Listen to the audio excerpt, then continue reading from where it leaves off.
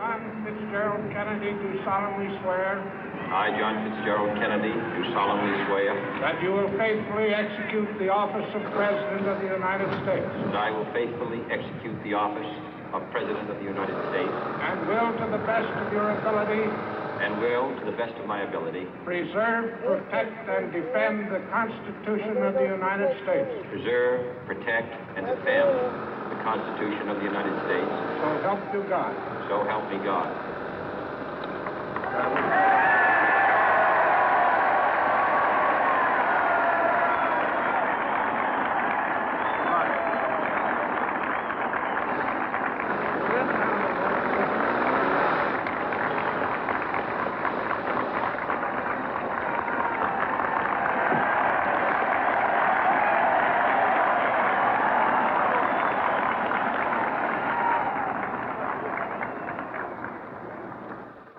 Vice President Johnson, Mr. Speaker, Mr. Chief Justice, President Eisenhower, Vice President Nixon, President Truman, Reverend clergy, fellow citizens.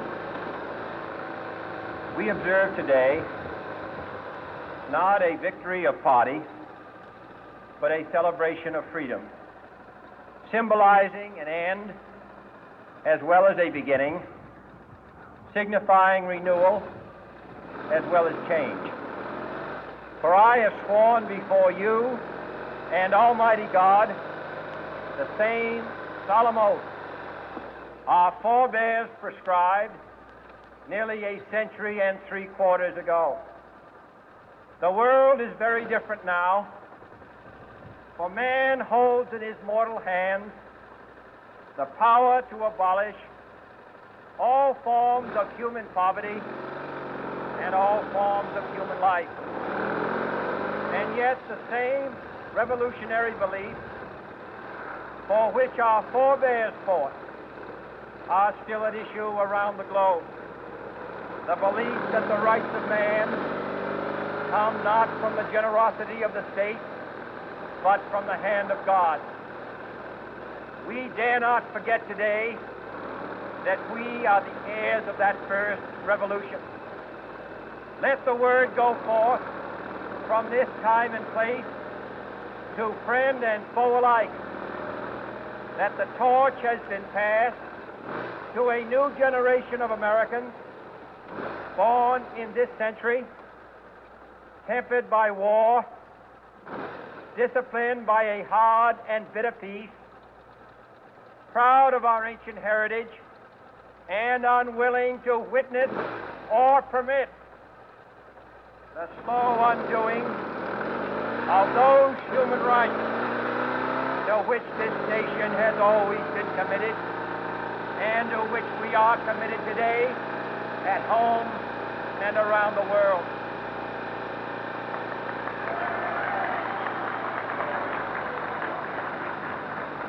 Let every nation know, whether it wishes us well or ill, that we shall pay any price, bear any burden, meet any hardship, support any friend, oppose any foe to assure the survival and the success of liberty.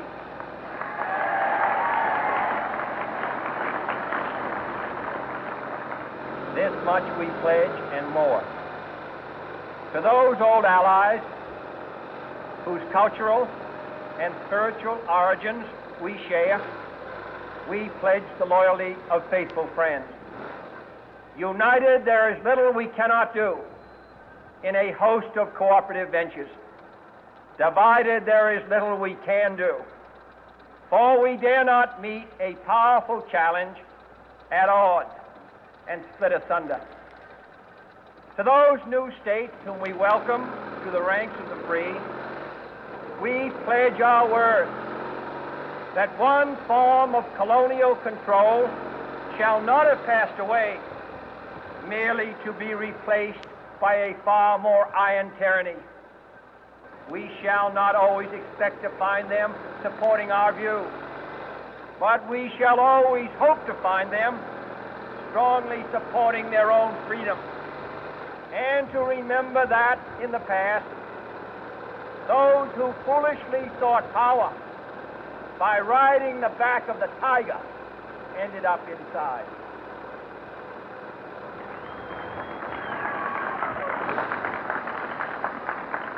To those people in the huts and villages of half the globe struggling to break the bonds of mass misery, we pledge our best efforts to help them help themselves for whatever period is required, not because the communists may be doing it, not because we seek their votes, but because it is right. If a free society cannot help the many who are poor, it cannot save the few who are rich.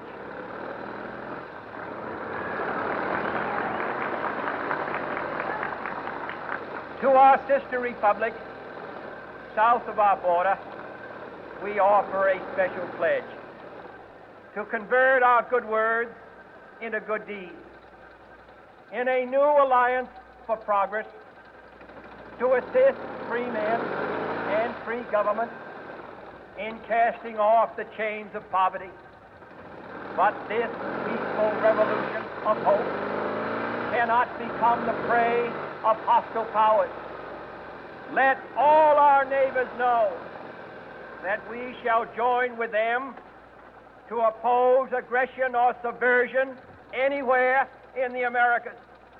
And let every other power know that this hemisphere intends to remain the master of its own house.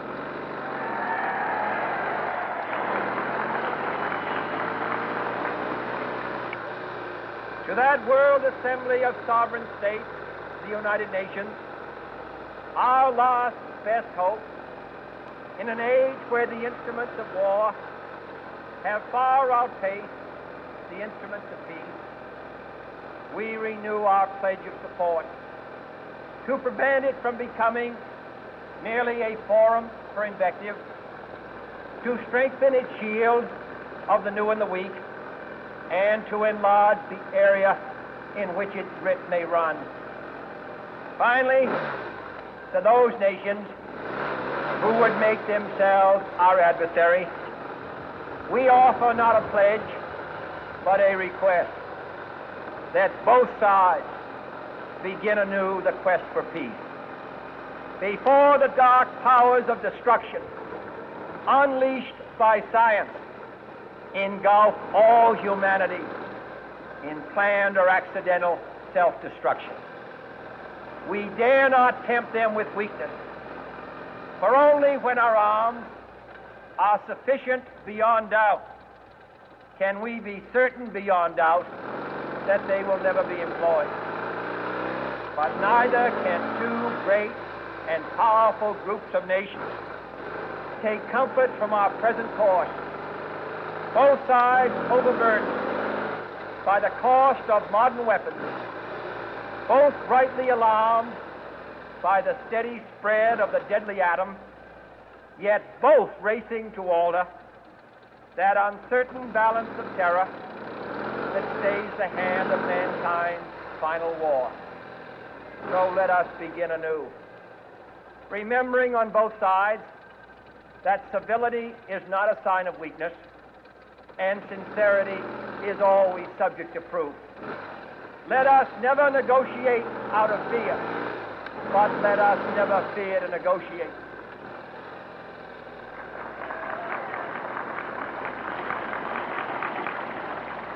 Let both sides explore what problems unite us, instead of belaboring those problems which divide us.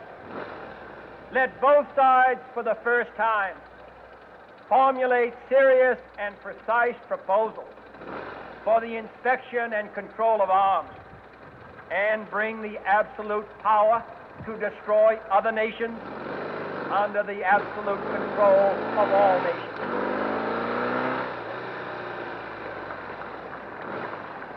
Let both sides seek to invoke the wonders of science instead of its terrors.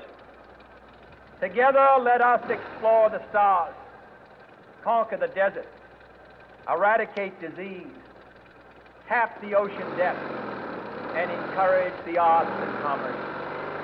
Let both sides unite to heed in all corners of the earth the command of Isaiah to undo the heavy burdens and let the oppressed go free. And if a beachhead of cooperation may push back the jungle of suspicion, let both sides join in creating a new endeavor, not a new balance of power, but a new world of law, where the strong are just, and the weak secure, and the peace preserved. All this will not be finished in the first 100 days, nor will it be finished in the first 1,000 days, nor in the life of this administration, nor even perhaps in our lifetime on this planet. But let us begin.